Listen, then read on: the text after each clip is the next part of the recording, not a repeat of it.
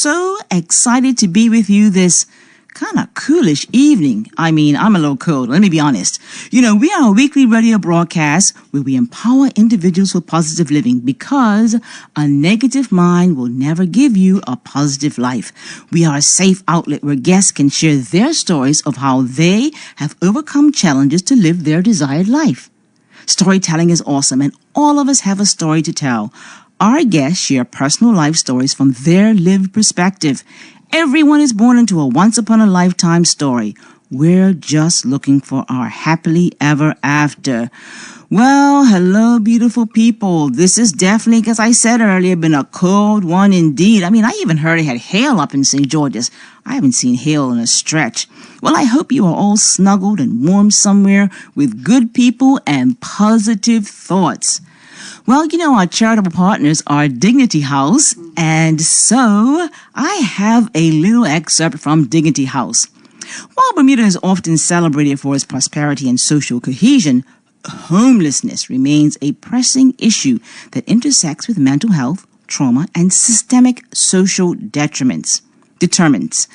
Individuals experiencing homelessness frequently face compounded vulnerabilities, including exposure to significant trauma such as sexual violence, physical abuse, and economic hardship. Often they do not receive the kind of support that needs to facilitate recovery and social reintegration. In Bermuda especially, individuals experiencing homelessness often come from backgrounds marked by poverty, poor education, exposure to violence, which are critical social determinants influencing healthy outcomes. For example, lack of stable housing. Access to mental health services and social support is hindered by systemic barriers such as stigma, limited resources, and a lack of culturally appropriate care. Individuals with poor educational backgrounds or from marginalized communities are particularly vulnerable or falling through these gaps. Well, mitigating the impact of social determinants on homelessness and trauma in Bermuda necessitates a comprehensive, trauma-informed, and systemic approach. Expanding access to mental health services, providing stable housing, and strengthening social supports, especially those with histories of trauma. Initiatives like Dignity House exemplify community-based efforts, but broader systemic reforms are essential to address underlying social inequalities, to improve health care and outcomes for Bermuda's most vulnerable populations. Homelessness. Now, I do wonder how many of our homelessness make out in this code, but somewhere like Dignity House, which is trying to work with other entities in our community to overcome homelessness in Bermuda. So that's our charitable partners, Dignity House. Thank you for that. Well, tonight, I am so excited to have a repeat guest. That's right. And she predicted that there will be a part 2, believe it or not. Yes, she was one of the OGs of It's Been Said. Believe it or not, she was our 4th guest back in October 2024. Wow, time flies. Kyla Stowe was a force to be reckoned with. One word sums her up: redemption. She recently graduated from drug court, and there wasn't a dry eye in the chambers. She is back to help us know what has been happening since October and what the future is looking like for this beautiful woman of faith and love. I introduce to you Kyla Stowe. Greet the beautiful people of It's Been Said, Kyla. Good evening, everyone.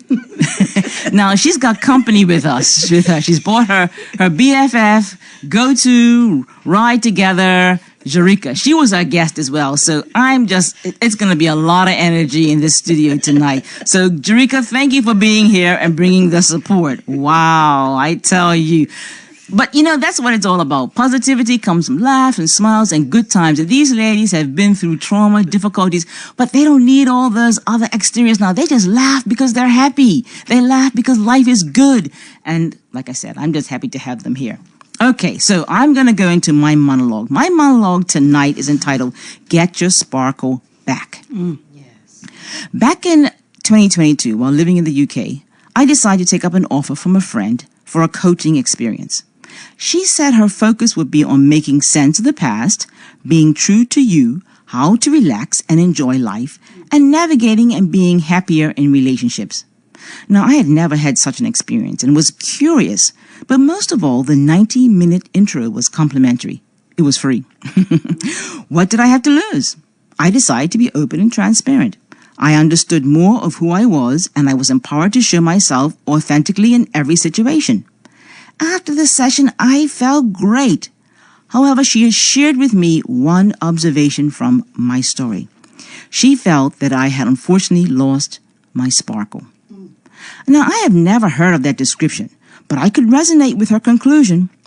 Although happy and content with my new UK life, I knew that years of trying and just living a false narrative can be compared to a sterling silver candle holder that continues to hold the candle for light.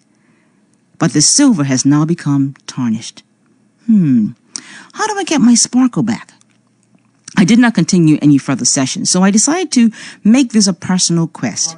I soon realized that I needed to rid myself of the tarnish so I could shine. I believe this was my quest to become a positive influence to the world around me, basically to make somebody smile. So after some self-reflection, spiritual rejuvenation, and stop taking on the shoulds in life and taking on a positive reflection of me, I started to see and feel a difference. I was singing at work, smiling at people, using my crazy sense of humor, and amazingly, it was the people around me that noticed the difference. So much so, one person asked me if there was magic in my attitude. It was when a colleague of mine said to me, "You are so happy. I just want to be around you. In fact, I want what you've got." I knew then that the tarnish was gone and I had my sparkle back. I was turning up as uniquely me. What a journey it was, but well worth it. Beautiful people, do you have your sparkle? Don't worry what others think or their opinions of you if you are doing the right thing, being in a place full of doubt. Let your candle stand shine.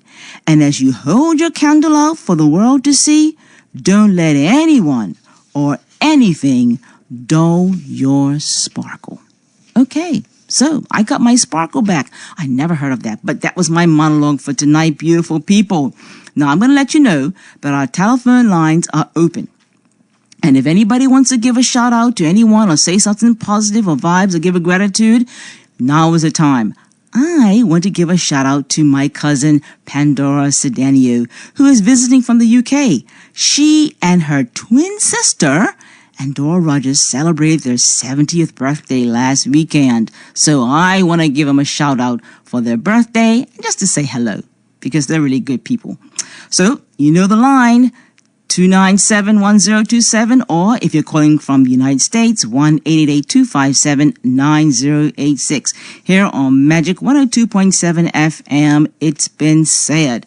So I'm going to give you a couple of seconds because I really want to get into this interview of part 2 with Kyla. All right, 297-1027 or 1-888-257-9086. After the interview, these lines will be open again for you to give a positive shout out or questions or thoughts around Kyla's interview. It's going to be good.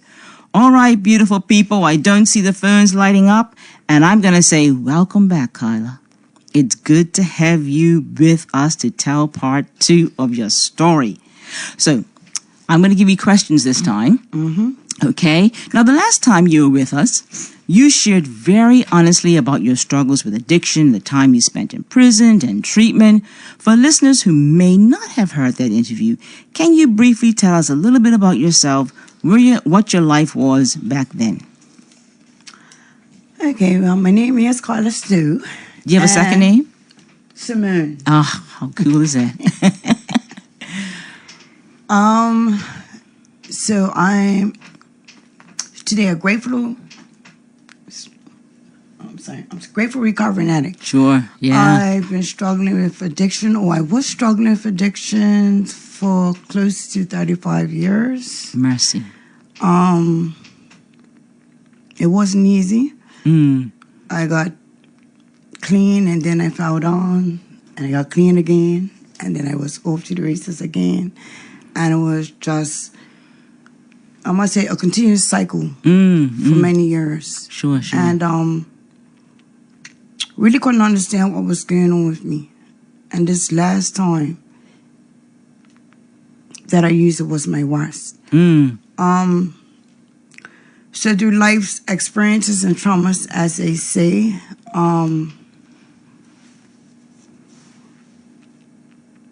I mean, it was a lot. I didn't know how to deal with my emotions. After through abuse, I had shut down. I didn't talk. I kept everything in. And this started from very young, right? Yeah. And yeah, from when my mom left at 6, and then my dad remarried his second wife. Right. And it was abuse. And it was just a lot going on. Sure. So life was hard. What was daily life like for you then, emotionally and mentally? Daily life. It was a struggle. I'll say more so coming up. So my mama had left after for her reasons, and she didn't just up and walk away. So through life, we go through some things. Me as a young child, I didn't understand, but she was dealing with her own stuff. Right. Everybody knows about that with marriage or whatnot. Right. And me being a 6-year-old, I just didn't understand. So what I knew now, I didn't know then. And I just understand. So it just makes it easier. See, so I said to have understanding of that. Yeah. But it was a struggle. I was emotionally messed up. And then my granny she passed away. So it's like everyone that was close to me was just leaving. Yeah. So it was hard. But I was still a happy person. I had my dad and stuff. He was there. He struggled with us. But life wasn't just easy. I started fighting, and I just got into a lot of things. And when I was 20 years old, I had my first taste of drugs. And I just felt the relief. Wow. And drugs do that, doesn't they? They sort of calm you and put you in a space where coping is more attainable. Yeah, it was easy. I just numbed out.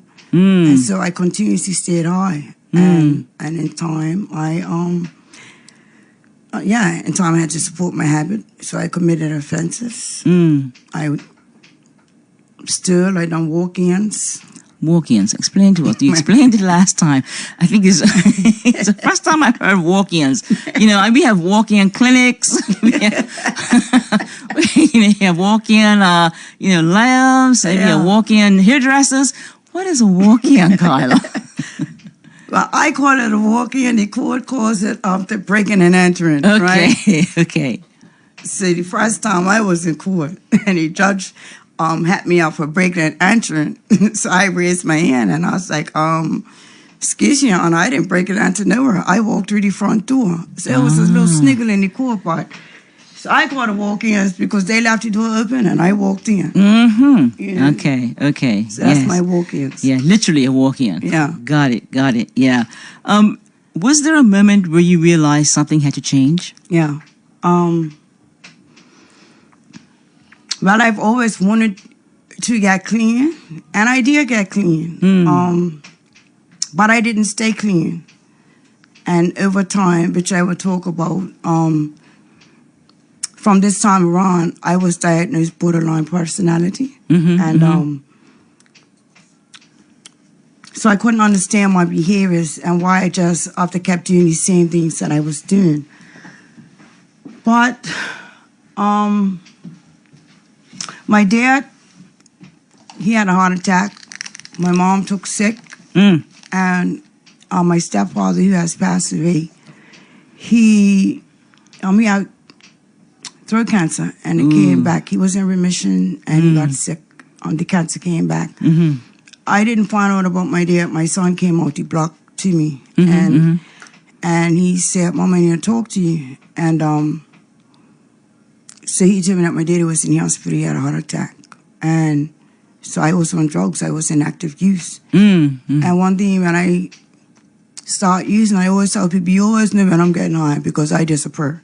And as small as I Yes, I disappear. Wow. Wow. Not to be seen. And so I was out on the streets one night, and I prayed to God. And I asked him to help me get clean so I can be there for my parents. Sure. Like they've been there for me. Yeah. And so I just really wanted to get clean. And one night I just went to my son's house and knocked on his window about 3 o'clock in the morning. And I said, help me, I am dying. Because I really looked like a skeleton with skin thrown on. And that's the smallest I've ever been throughout my years of addiction. Right, yeah. So drugs really was taking a hold of me and my life. And I was just in a bad state. Wow. So then I realized that we all have to die someday, but I just didn't want to die like that. No. Yeah, I didn't want to be remembered like that. And I just asked God to help me. Look at that. So my journey started. Yeah. And my son stepped in and he assisted me to get into treatment. And it wasn't an easy road with him because I was in full-fledged active use. And what was your drug of choice? So I was a dual user, but I was a heroin addict. Okay. And I smoked cocaine and I used heroin. But I used them together. So for some reason, I love the heroin high, but I like to be in control. And it's quite obvious in my daily life because I struggle with not having control. Like if I'm not in control, it's an issue. Right. Yeah. So I'm still working on that part too. Yeah. And smoking cocaine, it just sends you out there. Sure. So I didn't like to. It's like jittery feelings. So having the two used to keep me balanced. Yeah. Wow. Yeah, basically. Wow. Yeah. And I started using intravenously as well. Okay. For a few years, I used intravenously. And nobody would ever believe I was afraid of needles. But I did start using intravenously at one point. Wow. My addiction. Wow. When you think about the change, what were you most afraid of losing?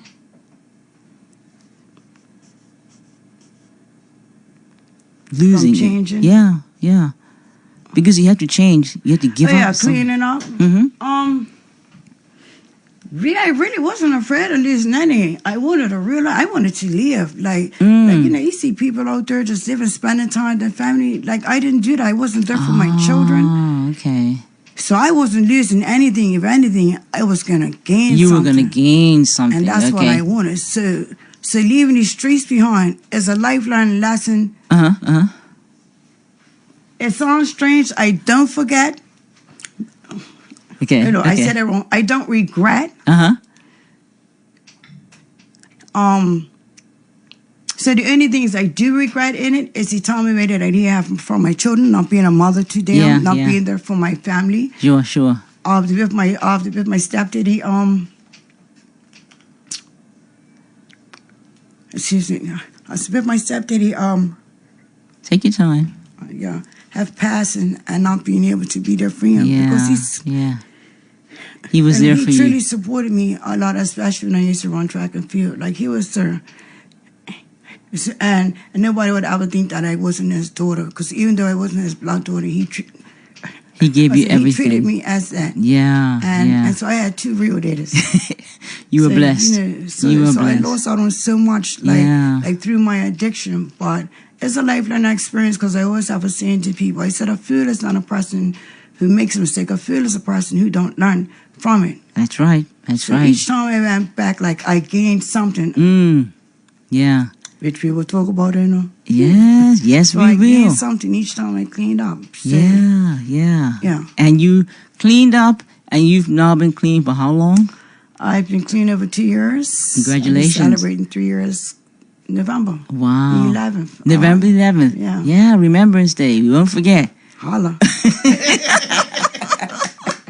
Okay. So thank you. Thank you for sharing. And our beautiful people have now been caught up. So now I want to get to this part.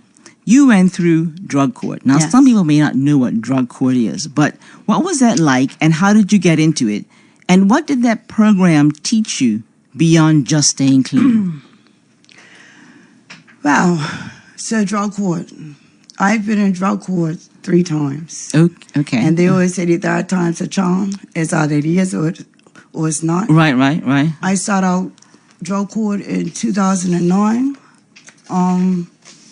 It started out with one roof. Mm-hmm. It's Yes. happened over the years in and out of drug court, in and out of court mainly, Uh-huh. and fighting not to go to women's treatment. Okay. And Okay. so because I had been jailed so many times, I was like, look, I got locked up instead of going to jail. Drug court. I mean, women's treatment. Women's treatment. Yeah, Yeah. women's treatment. And he's just, so I'm saying, it was a battle over the years. Like, he's seen me accomplish so much. Uh-huh. So when I done drug court the first year, I was able to,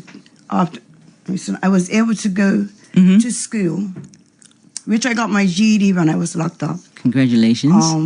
Well done. Yeah, I was about 32, 33. Uh-huh. Okay. And so when I got into drug court, and then being in drug court, I went up to college and I did the PACE program The who? for CNA PACE. Okay. All right. So they have a course up there. And I became a certified nurse's assistant. Well done. And I was able to do that with drug court. Uh-huh. And this last summer around, I have to speak on Carla Trott. Okay. She helped me through this process. The man was looking for me hard. This time around, I was darkened down. Okay. I was really darkened down. So, when I reached out to my son, I went back up into treatment. And God he laid out that path. I asked him to help me, and he helped me. Did. He has did. laid out Yes. a path every step of the way. Starting from reaching out to my son, who I haven't been there for, but he was there for me this summer when I really needed him. Yeah. And so I went into detox. Okay. And fortunately, Miss Carla Trott, she became my assigned counselor. Ah. And she was like, this is what's going to happen. Okay. And she got everything sorted out. And I was finally say, I surrender. Look My at mouth always gets me in trouble. And with women's treatment, I was like, suck it up. So she set everything up. And I was honest with her, and I told her that the man was looking for me. And stuff. So it started up. But in actual fact, so before all that came about, because that was the third time, I went back into detox. Okay. It took me 3 times. My habit was so bad this time around that the first day my son got me in, I walked out of less than 24 hours. Matter of fact, I probably didn't even last 10. Wow. They gave me 1 dose of Suboxone, and it wasn't working. Usually it does. Yeah. So, but this time around, it wasn't. And I called my son. I was like, I said, come get me. And then we had a concert that was waiting for my son to come up to here. She was trying to talk to him. My son tried to talk to me. And I started vomiting all up on the street. Yeah, it's tough. Yeah, he was being tough. Yeah. He weren't earning. He was like, Mama, go back. And Look I at that. jumped out, and he drove off. He was mad. Then I shut up on his doorstep again 2 weeks later. And I was like, help me. And once again, He came through. he called Miss Trott, and she told him to take me down to the hospital. And once again, I got back into there. The psychiatrist came on there to see me, the shrink doctor. And they took me back. And I was really looking bad then. So I was looking bad when I went in, but I was looking even worse by the time I got back. 2 weeks later. Yeah. And so they admitted me right away, which is very unheard of when it comes to turning point, because if you leave, then you cannot come back for 6 months. Period. Oh my. And I was back 3 times within a matter of... 3 times seems to be your magic sort of potion, isn't it? Yeah. 3, yeah. Yeah, so the third time I went in, but the third time, because I shouldn't be saying this on the radio, but I'll say it like this. I know the system. I played it very well over the years. I don't give up no other secrets. But anyway, so because I knew another way to get in, I took the shortcut. Okay. Oh, I guess it's going to have to come out, isn't it? So I lied. And I told those people that I was suicidal. I said, I'm going to kill myself. And the way I looked, Yes, wouldn't it was believe me. believable. Right, Yeah. okay. So the shrink doctor came back. And so they admitted me. Uh-huh. Summer's ward. Ooh. And I didn't last there 24 hours. Yeah, they escorted me upstairs to detox because some boy came on there and I was still like in the heights of Yeah. And he yeah. left his wallet on the counter. And I took it. Sure. And he had $10 in there and I was like, yeah, I can go That was a walk-in. real quick. And I said, I can go get me a bag. Let me get out of her. And yeah, the security is real tight. Real tight this time around. See, yeah, because I escaped from Somersault before when I pulled my little shots. Okay. So I couldn't get out this time like that. So anyway, they brought security, I brought it on. And then they went to the campus. I just threw the money back on the thing. And they called upstairs to detox and they're like, yeah, come get this girl. Right. They escorted me upstairs to detox and my journey started once again through there. So that was the third time I came through. Yeah. And the doctors kept asking me every day, how are you feeling, mister? Do you feel like harming yourself? And I just got finally tired. I was like, listen, I don't want to kill myself. No. I lied. Yeah. I said I just needed to get help, and this was the quickest way to get it. Yeah. So please stop asking. I don't want to kill myself. Yeah. Right? And so with that, it did open up some doors because, like I said, the man was looking for me. And, yeah, the third time I went down there, they had picked me up. Okay. Yeah. And I played a little tune with them too. Yeah, so that's how I ended up. I'm suicidal, I'm gonna kill myself. Yeah. And they took me down there and that whole regime happened. So that's the part I missed out. I got back the third time. Yeah. And I was up there. And so Miss Trot, she was like, nobody taking her until we get everything sorted out. And Miss Treatment came down there, done my interview, everything was done. And then after the police were coming to pick me up on the Tuesday. And I got this grand idea that, no, the police ain't arresting me down there. I'll turn myself in. Okay. I hopped the fence, and everybody weren't happy. Yeah, I hopped that back fence. I was like, look out for me. So it was this other boy that was up there. Yeah. He sat there, and he was like, go, and I was going. Took off down the hill. And they snatched me up the next day, so I didn't even have no time to do anything. So thank you to Carla. Carla, okay. Shout out to Carla. Yeah, and Yeah, Carla Trot.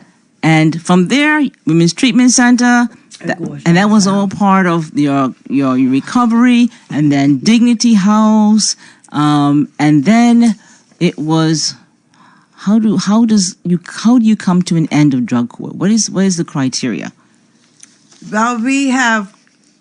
Now it's 2 years. Back then it used to be a year, and then we had a choice after to do the second year. But everybody done that first year, and nobody lasted the second year. Okay. So they tightened up their little grips on us, and it was like it's 2 years mandatory. Okay. And back then you used to be in drug court, and so if we got in trouble throughout the time, it's like they would look at our offense and drop some time off. Okay. But now it don't matter. It's like they tightened their reins. Okay. Real tight. You think that's a good thing? Yeah, it's a great thing because it lets us hold ourselves accountable. Sure. And we have 2 years to sort it out, and it doesn't matter. Yeah. So if I would have messed up, like I was looking at doing a couple of years in jails because I done a lot of walk-ins over the years, you know. So I have extensive police record. Okay. Right? But from going to drug court, and I was in women's treatment when I started in drug court. And some things happened up in mistreatment. And I was like, listen, I not just people this straight. Like, listen, don't think, because I'm in drug court, I'm hurt. Right. So I was like, treat me like a regular client. And I was like, listen, jail don't mean nothing to me, but that's my usual norm. Like, go to jail, come back out. So I was serious about getting it right. And so from going to drug court, I met Dr. Prince and Clifford. Yeah, okay. And it was another young lady. But anyway, Dignity House came into play. We heard about Dignity House, and everybody started looking into it. Yeah. And So being diagnosed with borderline personality. Mm-hmm. So from my lie, it opened up a lot of doors and it allowed people to see me. I write my life on paper and I cry. Wow. And now I have more understanding of what I was looking at. Look at that. And I got into Dignity House program. And so it wasn't easy. And some days it's just like, Yeah. But at the end of the day, like 3D classes, I got to learn about myself. I got to learn about my diagnosis. And I learned how, over time, how to deal with my emotions. And I've always been a go-getter. I believe that, yeah. Off drugs. So it's just like, no, it was like I had the opportunity any time to push forward and get ahead, and this is what I was going to do. And this time around, because I was ready and I was tired, and you have to get to a place of being tired and fed up. I was at that place, and I was looking at my family who's always been there for me, but I ain't been there for them. And I just really wanted to be a part of their life. Like my sister was having a child, my sweet little nephew. Oh, he's such a doll. So it was just that, and my dad got sick again. Like his cancer came back, but he passed away while I was in treatment, and I heard a lot. But so I was just happy, within myself to know that he knew I was in treatment. Yeah, and when I just leave it like that, he knew that I was getting my life in order. So even though I never got to say goodbye, after that was my way of saying wow, reconciling the fact that you were on your way. Yeah. Now you graduated. Right? And graduating with Judge Warren Wolf, it was big, as well as other supporters in attendance, was a big moment. I mean, literally, I was there. It wasn't a dry eye in the house. What did that day mean to you? It meant a lot because it was the beginning to the end. Wow. I started out with Wolf. And Wolf has been there over the years. He has seen me succeed. He was there when I relapsed with my daughter. So he's just been a part of my journey for many years. And we butted heads a lot. And my mouth always gets me in trouble. and you know, I was very strong-headed. So it was just like, once my mind was made up on something, I'm not hurting you. And I could get, I don't care. Yeah. Do what you want to do. And he knew... It was like sending me jail was like a slap on the wrist to me. Yeah. It was easy. So about to have him at my graduation that day, when they said that they was gonna wait, and they wanted to see when he was available. Okay. And he came down to my graduation. Yeah, because he's up in the Supreme Court. Yeah, he came down to drug court. Yeah, he came down. So it was big. What day was that? It was the 27th. Yeah. 27th of January. Yeah, and I graduated the week after Christmas. I walked in and I said, I don't feel like being about it. Not right now. Maybe in the new year. It was truly. And what a day it was, because you had plenty of supporters there. Yeah. Your son was there. And you believed in the fact that you could finish, and you did. Yeah, I was on a different path. You did. Yes, you did. You believe in yourself. It was a struggle, but you were there. Yeah. Now, one of the persons that was there was your son. Yes. Now, your relationship with your son has been such a source of strength. How did he support you through recovery? And your other children, how are you rebuilding your trust with them? Well, so my son, it's been on and off. What's his name? His name Jakai Stu. Okay. How old is Jakai? Jakai is 29. He's 30 April. Wow. So he's had his struggles in life because I wasn't there, you know. But so to have him around, the relationship was strained because I was in and on his life from young. I cleaned up, I was there, and then I was gone. And so to be able to lean on him when I needed him the most, like he was there, and that's just unconditional love. Absolutely. Like regardless of not being there. One thing I can't say about my mama, because she mainly raised my son between her and my dad. Wow. And one thing I truly can't say, so even though I was in my addiction and I wasn't there, she made it known that that's your mama. Wow. And some grandparents step in and it's like the child's going, damn mama, or whatever. But she let him know, even though she wasn't happy, like the love wasn't lost and Right, everything, right, but right, she made right. it known, and my dad and everybody, like, that's your mother. That's your mother. Absolutely. Yeah. And it's been jailed up to see me and stuff. Aw. He probably didn't understand. Strange part, when I graduated from my high school diploma and I sang. Uh-huh. You sang? Yes. Oh, I didn't know you sing. Listen, it's so ironic that I'm talking on your radio show because I wouldn't speak in public. So I No joke. Yeah, so when they asked me after to speak for my right, I was like, no, because I have a complex. Yeah. So that was some of my abuse for my stepmom. Used to make me read out loud. They used to laugh, and then children could be, and that's why I started fighting. So but at the end of the day, like my son came up there, and I graduated, and my daddy brought him up to my graduation. He got to see me graduate, even though it was in jail. I had my cap and gone. I didn't speak. I was like, I'll sing a song because I ain't talking. I started, and I end up there. So he got to see that. And that was a good thing. He was about 13 when I graduated. But yeah. So wow. I don't know. But our relationship is strong. It's strong. We have our ups and downs like anybody else. Now it's a mother-son relationship. He's an adult too. You know? So now you have other children. Yes, I have my daughter. So I'm being present. I'm being present in her life financially. Mm-hmm. Okay. So it's still a struggle in that area with myself. Like getting to know my daughter, we talk, and stuff. But it's harder, It's like not being in her life. So somewhat just a strain or somewhat. And it's going to take time. To talk on the phone, it's hard, but to be face to face, it's like, listen, we could chop it up. Yeah. So I still struggle in that area somewhat, but we still have that relationship where I can be there for her. Absolutely. And give her what she needs because now I have a job. Yeah. And honestly, so if I need to assist in any form of matter, you're there. I'm her. Yeah. And I just need to get to the more spending time with her. It's gonna come. Now everything goes on. You have something from your son. Can we read it now? Yeah, you can read it. You sent me this. Oh gosh, I think it was maybe early 2025. Yeah. That you had gotten from him, and I just thought it was so very, very powerful. Yeah. And so we're gonna read it on the air.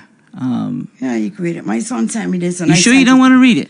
No. Okay. All right. Okay. So my son sent me this the letter through my WhatsApp one day. I was on work, and I was just. It made me cry, and it meant a lot to me. It really meant a lot to me, and so because regardless, it just shares that with my strides and my determination, and it was a breakthrough. He saw it. Okay. So, Mommy, I've just been sitting here thinking about you, and everything you've been through, everything you've overcome, the strength it takes to come back from where you've been, and to keep showing up, working hard, creating beauty out of pain. It's unreal, and it's inspiring. You are on fire right now. The things you're making with your hands, the swimsuits, the hats, the skirts, all of it, and we're going to talk about that. It's stunning. It's like you've unlocked this whole new layer of your soul, and it's pouring out in color, texture, and style. It honestly blows me away. You've always had that magic in you, but seeing you use it now, letting it out, turning it into something real, that's what's got me in awe. It makes me wonder what's inside of me, too. If all this talent and power is in you, then I know there's more inside of me than I've even tapped into. You're not just surviving anymore, Mommy. You're living, creating, becoming, and I'm so proud of you. So proud. Keep going. Keep dreaming. Keep making. I can't wait to see what you do next. I love you more than I could ever say. Your baby. Powerful words. Thank you for allowing us to share that on air. And this is part of the part 2. Yeah. Because this came after. So, thank you for letting us read that, Kyla. And I can see how it affects you emotionally, Yeah, you know, and it would. First time. Yeah. So now you're working full time. How does it feel to have that structure and that independence? It feels great. Mm-hmm. So God is God, and I'm always going to call out on God, you know, because I'm a strong believer in God, and so I believe through Him, I am here today. And you know, there's a saying that the church people say, and even not church people, they say it's not in our time, it's in His time. Yeah, here I am, 51 years of age, and my life is like the 50, the new 20. Hey, why not? Why I'm not not? gonna claim the aches and pains. Yes. I'm just gonna like full-fledged help was starting it. Go right ahead. But He has allowed a lot of things to fall into play.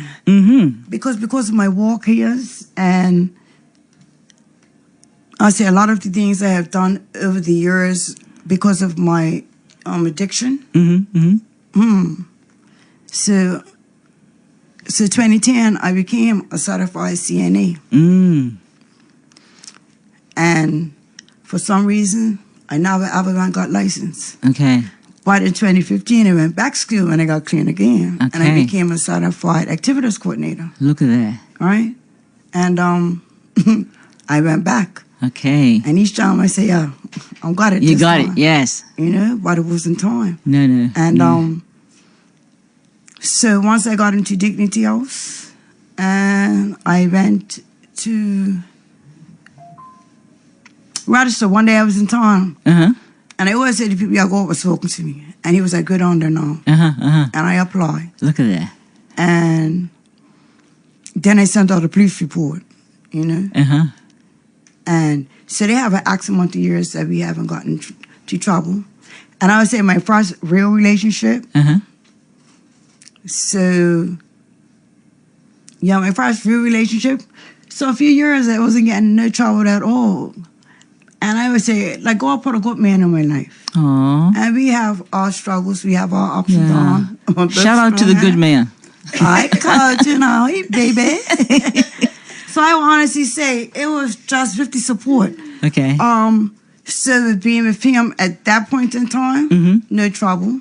And then because of drug court, like one thing people don't know is that we may have committed some offenses. So if we complete drug court, any offense that we are in there for, Okay. so that's our gift. Ah. So that's our present to us. Wow. They swipe our record They wipe it clean. So through that, That's why it's redemption. yeah. So through that, I went up to the course, and that's, oh my God, I was dragging my feet. Everything else, I got good responses from my job. My boss, Miss Godfrey, I have to give a shout out to her. Yeah. At Herb Gardens, yeah. Yeah, Herb Gardens, because she took me.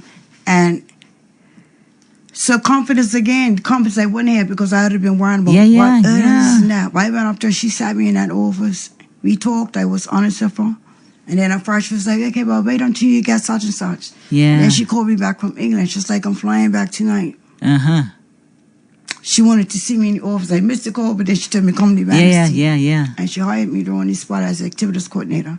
Congratulations. And she says, Biff, so she says, listen, this is what I want you to do. I'm going to hire you as an activities coordinator because they needed one.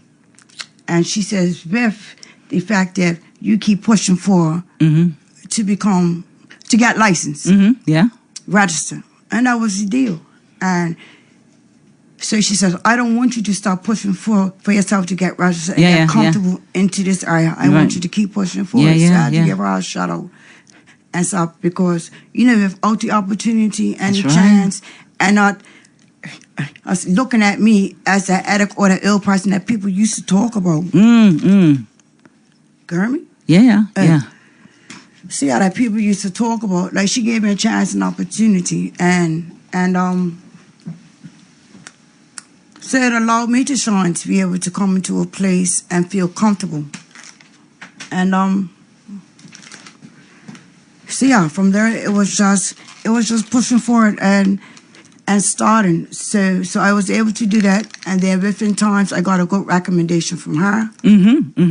I got a good recommendation from Frederica. Okay. Russell. Uh-huh. She has arrested him up at Sunlit. Okay. And so I have to say thanks to her too, like right. Mm-hmm. And with those recommendations and stuff, she also helped me to do my exam. She done them up on the computer that I can do my refresher courses, and I passed them.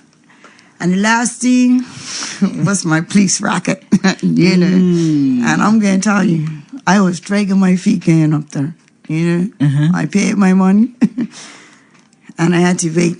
I had to wait for the countdown, and then the time came. And they passed in that envelope. And you know how somebody was to see if they won the lottery? Yeah. Do I have I carried that thing all the way down to my car. And I sat in that car, and I was looking at that envelope. And I'm telling you, when I opened up that envelope, and they said that my racket's been clear for 7 years, I broke down.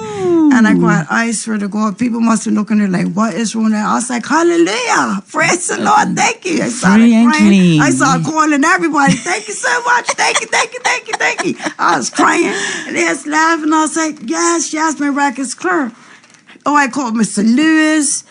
I called everybody. Of course. You know, I was calling them all. I was calling my honey. I was like, yes. And I was crying. I called my sister. I called, it was like I won the lottery that day. Yeah. And from having that right there, I became licensed and registered. And nobody can take that. No. Nobody can take that away from me. What a journey. What you know a journey. That and doors is just awesome. open up.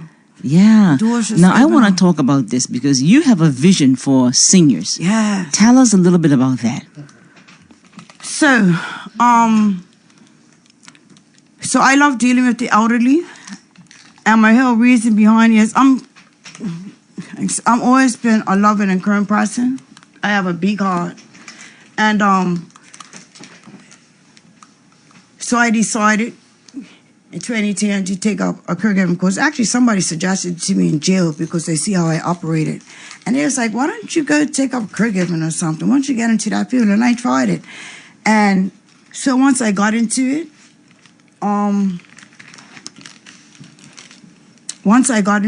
I loved it. And I look at it as a way of giving back. And over the years, the brain's always ticking and thinking.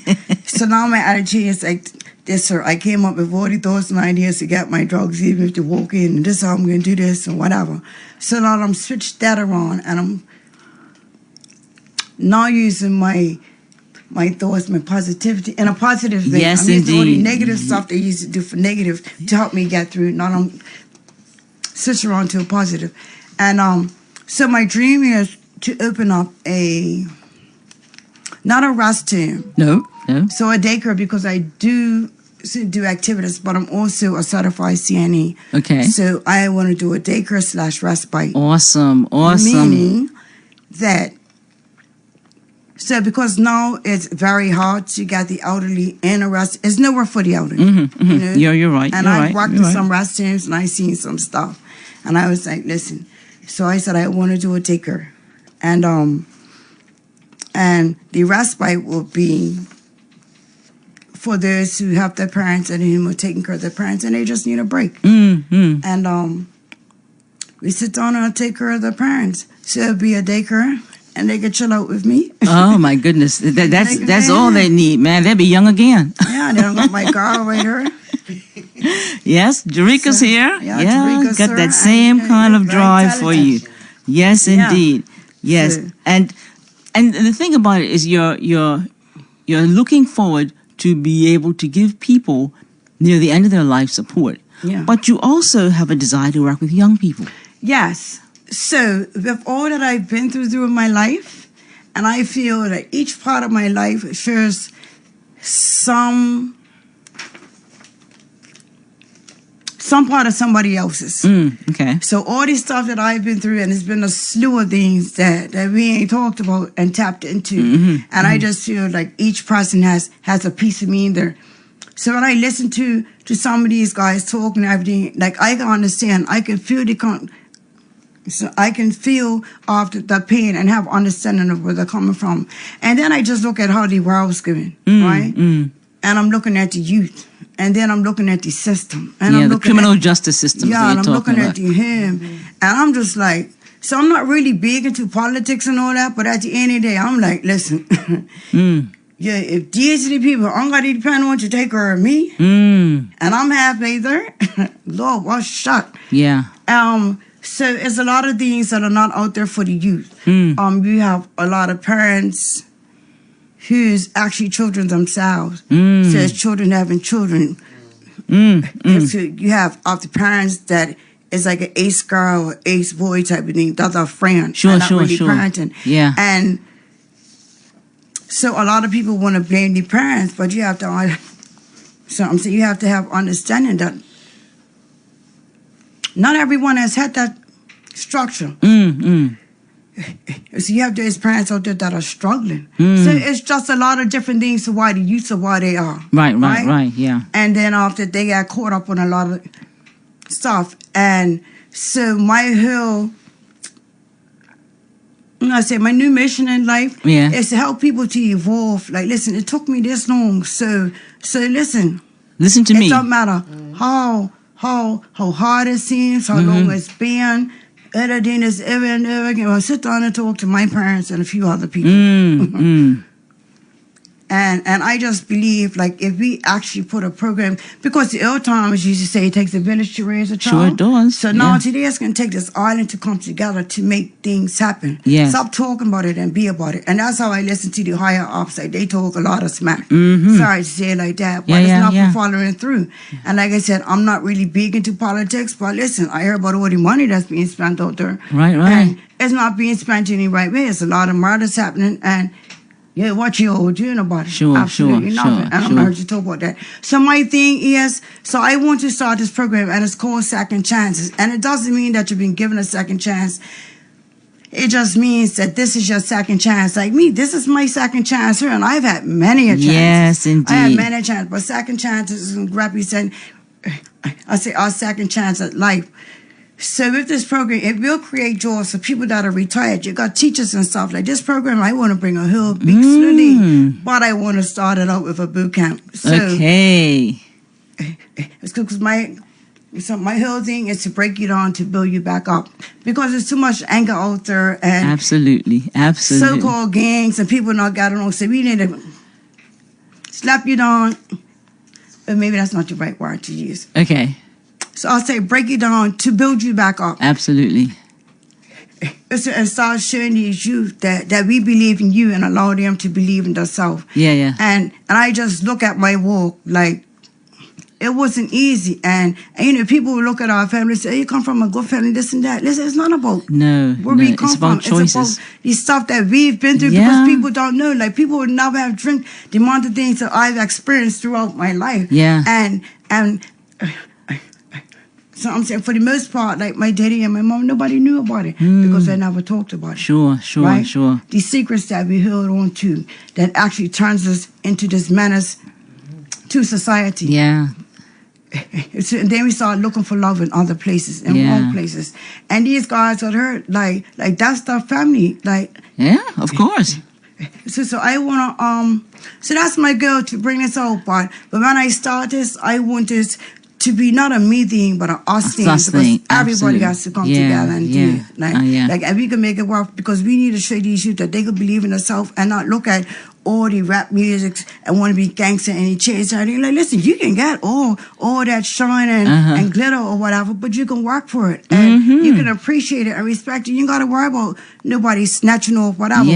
But listen, life ain't perfect, and it's not going to be perfect. But if we can save some of them, then let's do it. Why not? Let's give them the opportunity. And let's start channeling our money in a different place. And I love your passion. Yeah. So that's my two things. And yeah, two things. Wow. And it's going to happen. Because part 3 and 4 is coming. Holla, idiots. It's coming soon. My last thing I want to talk to you about is crocheting. That is amazing. I mean, how you crochet, and I know it came from you didn't have any classes or anything, and your work has been phenomenal. How has having a creative outlet helped your recovery and mental health? It helps a great deal, because I kind of really started it back up when I got at Dignity House. And so I don't know how to read a pattern. So but I started it in jail. And the only thing I need to do for crochet hook was I know how to make a chain. I know how to put it on a hook and make a chain, and that's it. And they had a crochet class in jail, but I was in remand, so I couldn't join it. So it was this one lady there. She was doctor from Canada, but she was bad. Carmichael, she was bad, and she was making boots and everything. So she used to come over. So she made sneakers and stuff. So I used to take it every day. Once she shared me a stitch or whatnot, and then I used to take it in my room for the night. And I just started crocheting. So I'm able to look at things and I'm able to create. So today I'm creating. It makes me feel good within, and because I like to help people to evolve. I want people to evolve and feel good about themselves. So to make somebody else happy, or to rest, even the babies. The dogs. The dog, yes. I've seen the dog sweaters for the dogs. So, absolutely gorgeous. I mean, stylish. So I just like to bring joy in people's life. And so, years ago, I read in jail once. That's crazy. Everything started in jail, isn't it? Wow. So I read this. I read this book called The Gifted Hands. Yes, and by I was talking about Ben Carson. Yes. And so now I said, yeah, gifted hands. I deal with the elderly. Yes. And all I create. And my mom and my sister, like that be it. They make a lot of things. But my mom is the biggest artist that I've seen. Wow. She just creates and she started creating. She can't even see. Like she does it by Look feel. at that. She's not fully blind, but she's got bad eyesight. But she's bad. But so I just create things by looking at it too. And I have all these ideas.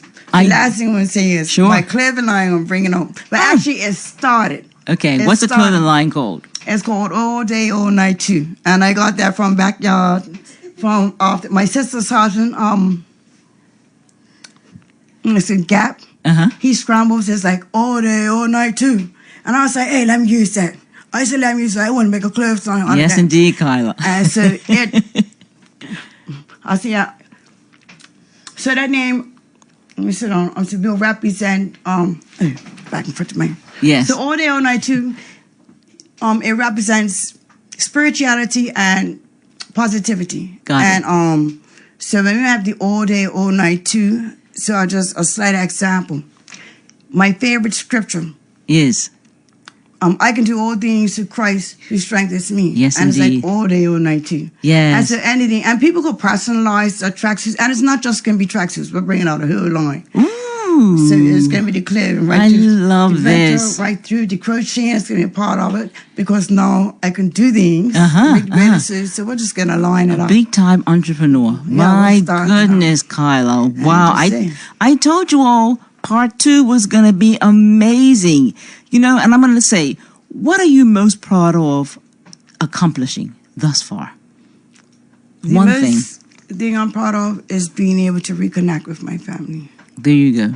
Reconnect with my family and rebuild. And what they're seeing is this new Kyla, this creation, a creation who's just willing to just go for it. Yeah. And you've got your ride or die here, Jerika, who's going to make sure that you see it through. You know, Kyla, there was a song that was played in the court. That's my jam. Something that was not protocol, but your story was one that broke barriers.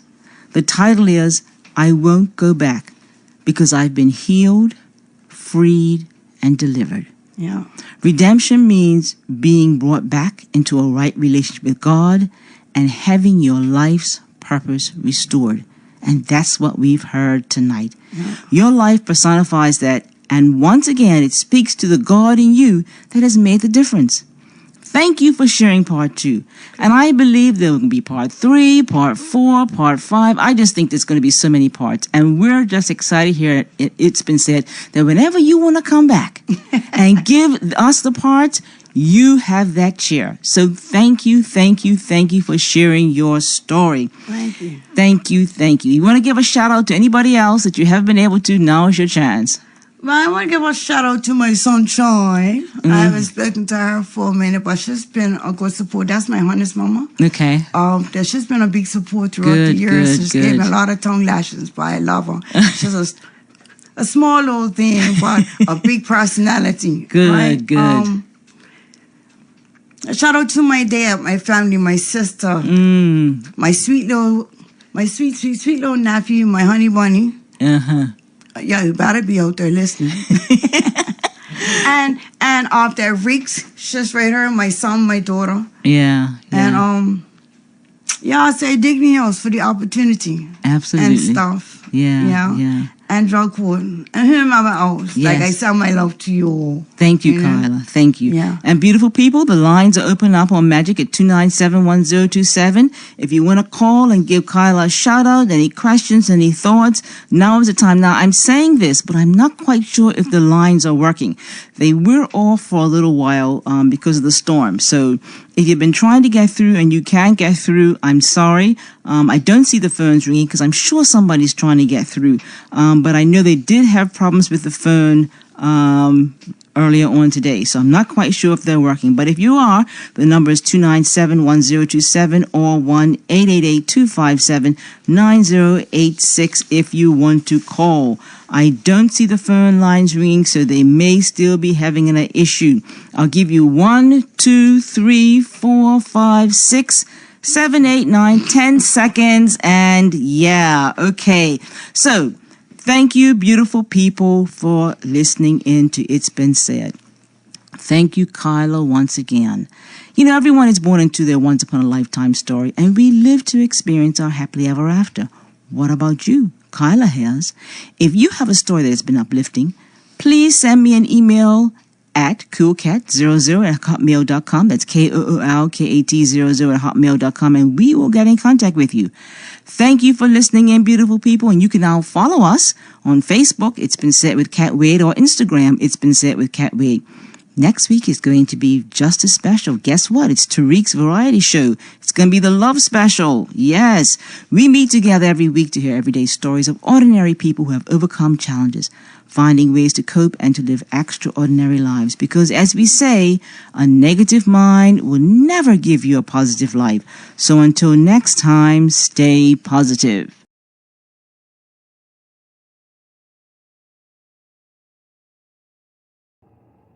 Bermuda Live on YouTube. Subscribe now.